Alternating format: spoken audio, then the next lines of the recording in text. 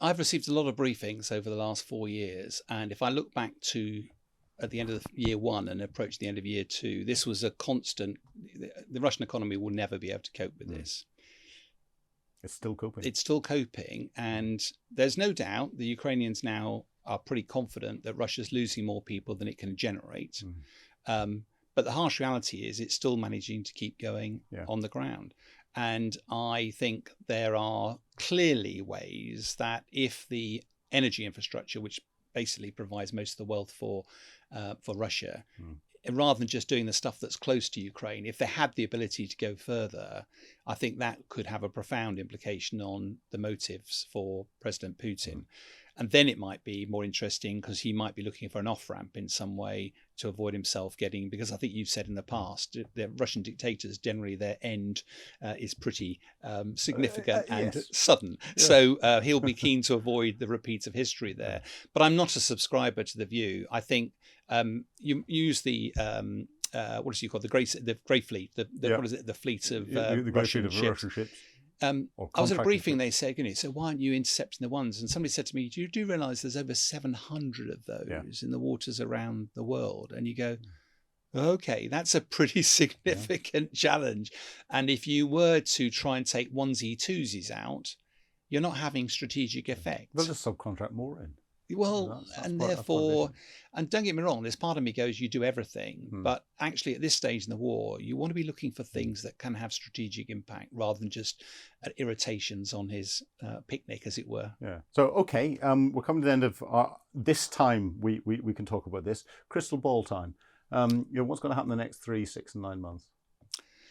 Well, I'm afraid I'm a little bit downbeat at the moment. And it's not a question of Ukrainian tenacity, their courage and everything. And I'll continue to go out there, and I'm sure the same message will come back. But it's just the law of physics, it feels to me now, that, if Russia can continue to be smart about the way it attacks, do I think that Russians have the capability to do a major breakthrough and capitalize? No. Are they going to take the other towns, which you'll know them better than me, but Kramatorsk, Sloviansk, are they going to see those fall? No. They're much more heavily fortified, and Ukraine will literally die in a ditch to stop that happening. I think the strategic context, though, will be what is Europe going to do? Is Europe going to recognise this conflict as existential for their existence and galvanise support and lean into it more? A lot more that could be done another day. Or are they going to become absolutely focused on trying to keep Trump on side and focused on trying to bring the war to an end? And Trump's constantly lambasting Zelensky and seems to blame them for Russia invading. Well, yes, I know. But there's lots going on.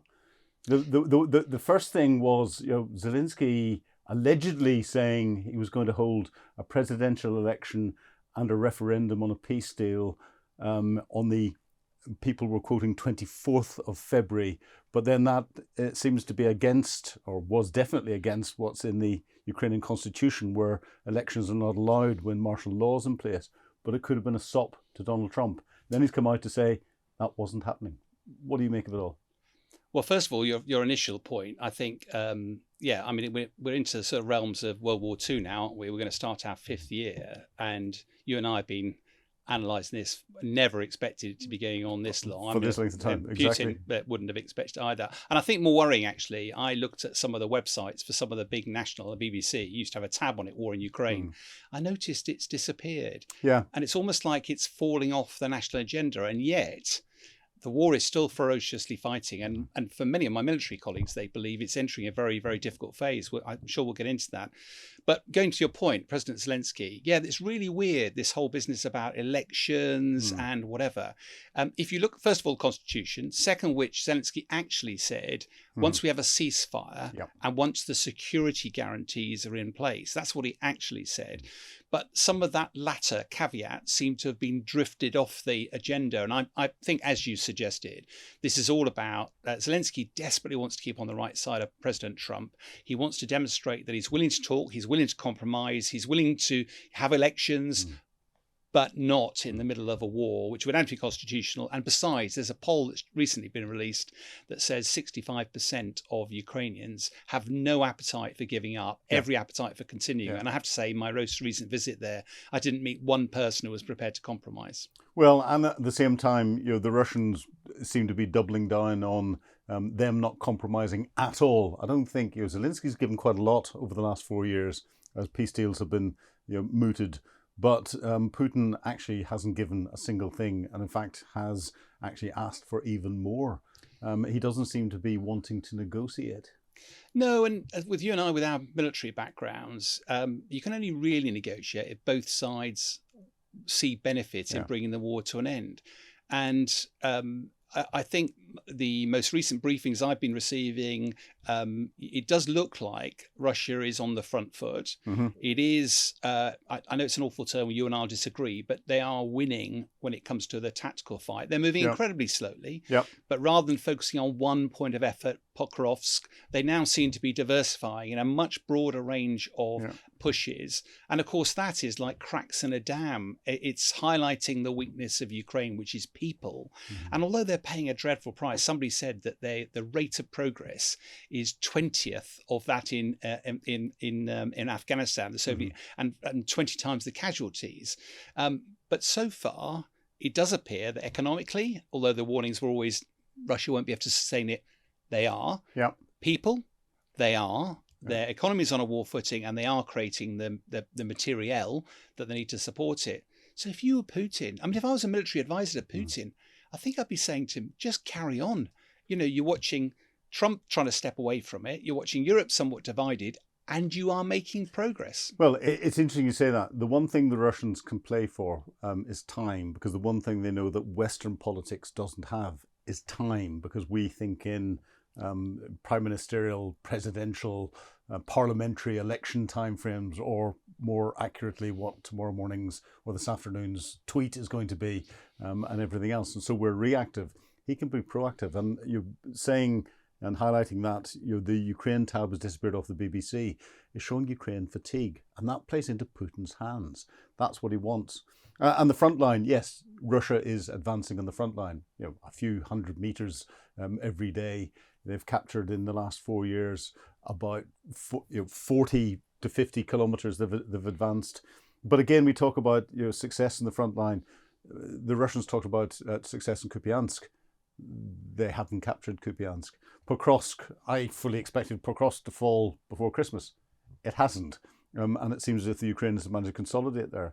Zaporizhia in there, the Russians were saying the Ukrainians have advanced 18 kilometers on the front line in Zaporizhia. But when you look at it in detail, and talking to Institute for the Study of War yesterday, George Barros, he said, no, what that was false reporting from Russian commanders on the front line. And this is a reset because they're trying to bring a degree of reality in. They're just saying the Ukrainians have captured that back again. But the front line itself is huge. And it's something like, in UK terms, from Aberdeen to London, following a relatively small road that's wiggling around everywhere. Trying to defend that is a frightening task. No, and I'd be always wary about talking about land tactics with a former army man. But I do think, first of all, the Russians used to just throw their people and had barricade forces behind them, would shoot them if they turned around.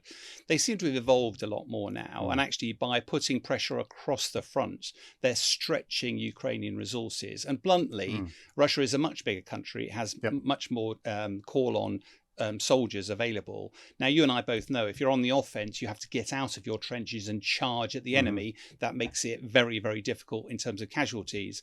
But the statistics don't lie that gradually Russia is prevailing. It is stretching Ukraine to the limit. It is interesting seeing there are evolutions of the way that drones are being used on the front line. There's a constant arms race.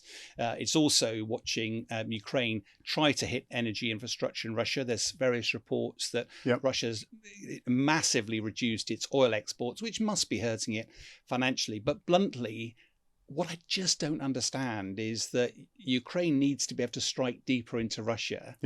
The things like the Tomahawk cruise missile would offer it a great opportunity to do that. President Trump sort of alluded to that months ago and then backed off it. If President Trump really wants to bring this to an end, really wants to bring pressure to bear, he has the tools to do it. So why is he not doing it?